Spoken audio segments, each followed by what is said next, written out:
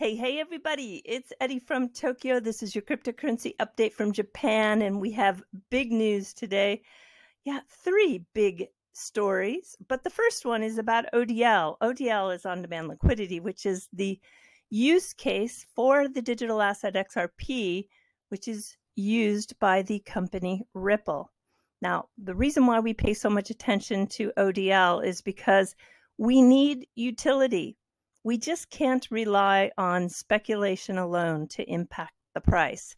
And when we are looking at ODL, it has an impact on supply, which has a direct correlation to demand. And that simply will move the price if the impact is large enough. Secondly, you're going to hear some very interesting conversation occur with an XRP developer at Ripple.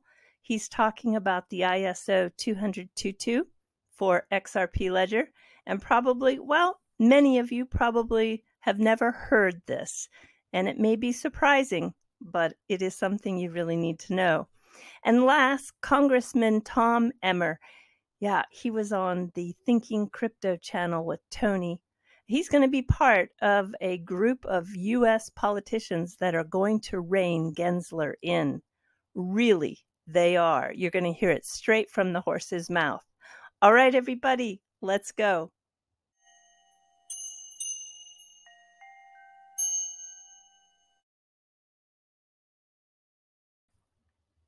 The first story, I need to set it up.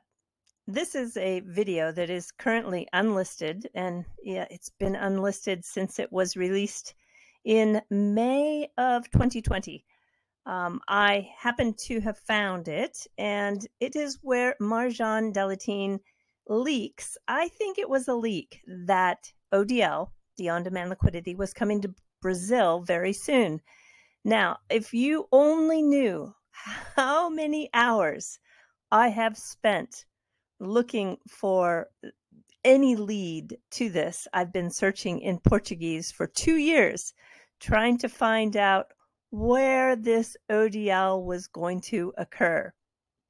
Marjan was with Swift for 10 years, and so she is one that really knows the banking world. And have a listen to her 1 minute and 17-second clip where she's talking about ODL and slips that Brazilian ODL corridor.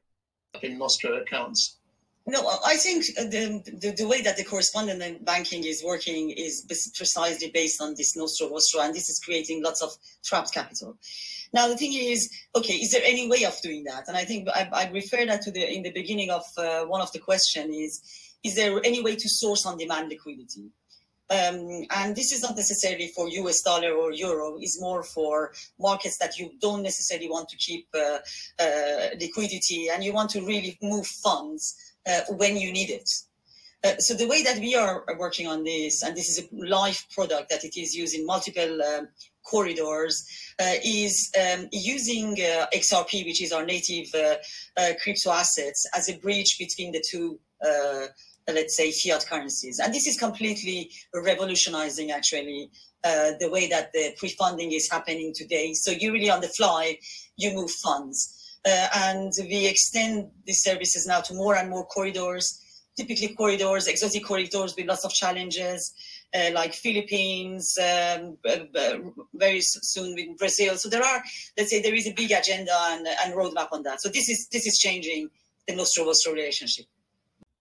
Marjan, at the time, was the Ripple head of global banking. And so because of her position and because of her previous experience, yes, she did command a big audience when she spoke. And she was very often on panels globally. But then there was an even bigger surprise. This was the calendar of the president of the Central Bank of Brazil, Roberto Campos Neto, where at 5 to 6 p.m. he was going to have a video conference with Brad Garlinghouse of Ripple, along with a couple of other members. So with the mention from Marjan and this particular video conference that was closed to the press, you can understand why I have been searching for 2 years to find out What in the world was going on? So since that very first office was opened up in 2019, it is now August 17th, 2022, and we finally have an announcement. Ripple launches the crypto-enabled enterprise payments in Brazil with Travelex Bank. This announcement is the launch of RippleNet's on-demand liquidity in Brazil with the Travelex Bank, the first bank in Latin America to utilize ODL. Travelex is the first bank registered and approved by the Central Bank of Brazil to operate exclusively in foreign exchange. By utilizing XRP, a digital asset ideal for payments, Ripple's ODL solution allows customers to send money across borders instantly with very low cost settlement and without the need to hold pre-funded capital in the destination market.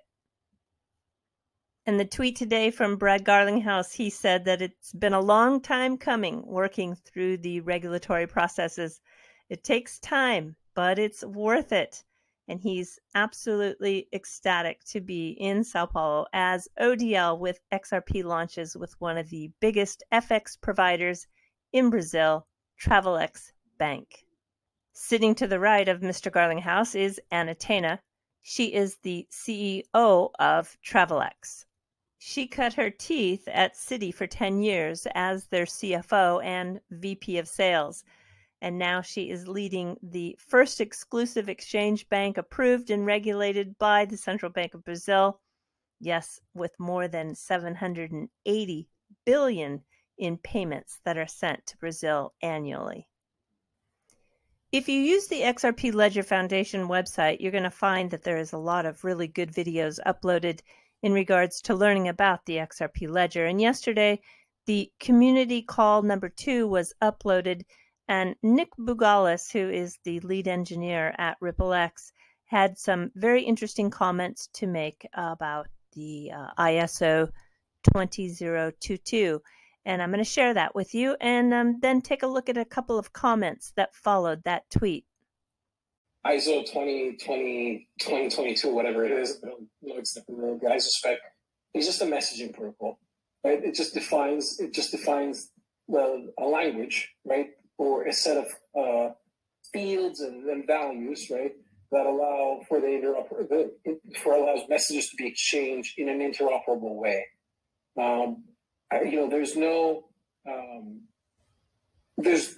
Ripple D doesn't speak ISO 2022. Ripple D doesn't understand, such messages. And so if somebody wanted to write some kind of gateway or bridge that allows, that allows the submission of a transaction to the XRP ledger in ISO 2022 format or whatnot, that's certainly possible, but there's no direct correlation between ISO 2022 and the XRP ledger. I know that that's a very popular topic on Twitter, and people are, very excited. They're like, "Oh, ISO this and ISO that." I don't think there's any particular relevance to the XRP ledger. However, it's widely misunderstood that the digital assets are what are compliant, and it's not. This is all about software. So Ripple, being a private enterprise software company that uses RippleNet, that's a proprietary suite payment solutions that's marketed to financial institutions and PSPs, which are your payment service providers. And with their cloud-based API software, they are able to communicate with the ISO20022. But the XRP ledger and the devs, when they're talking about the Ripple D software, which powers the XRP ledger, it doesn't have any correlation with that new messaging format by Swift. So I love the answer that Phil gave down here. He said that the 20022-like messaging is not an XRP ledger feature. You can send 20022 formatted messages to RippleNet API, or any other software can do it. So you can be then translating that into various calls with parameters. So it is really a software function.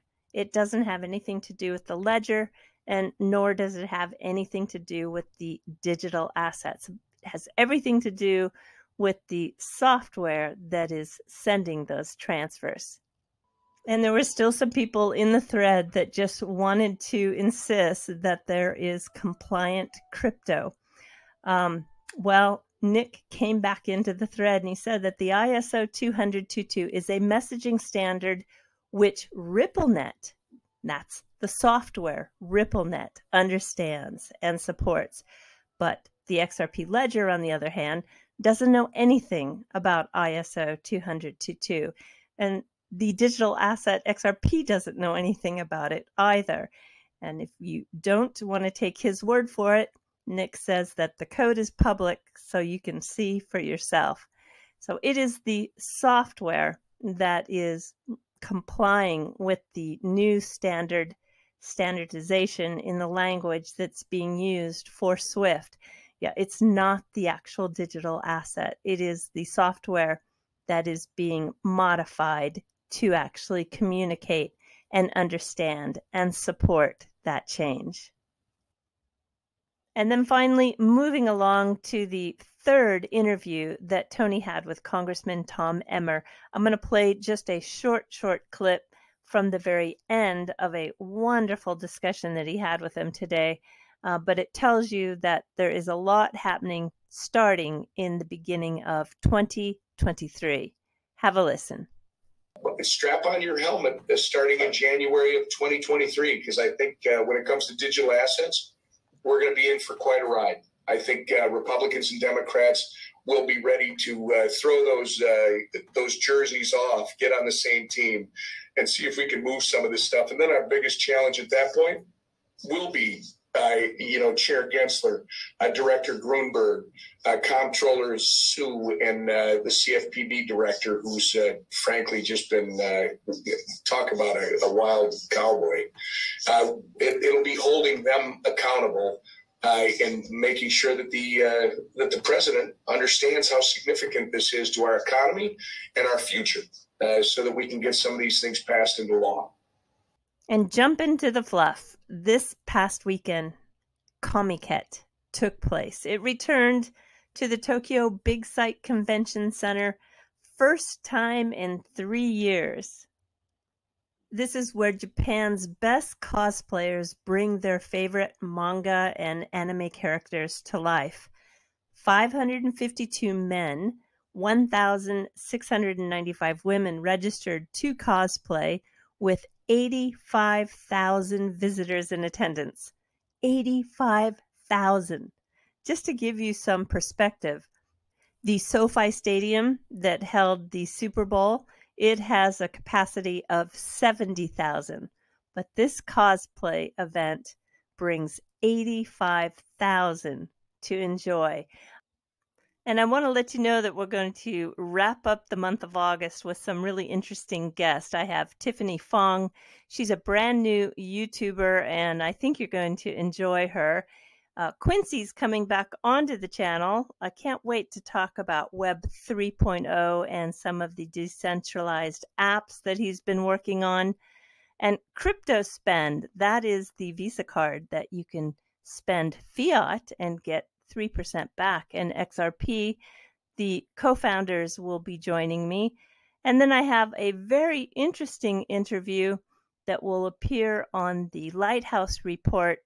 He is an expert in the Web 3.0 and the gamification of how this space is shaping up. Anyway, a lot of really fun stuff along with a special announcement. Anyway, I look forward to it. But until we talk again, do take care. Sayonara for now. Bye-bye.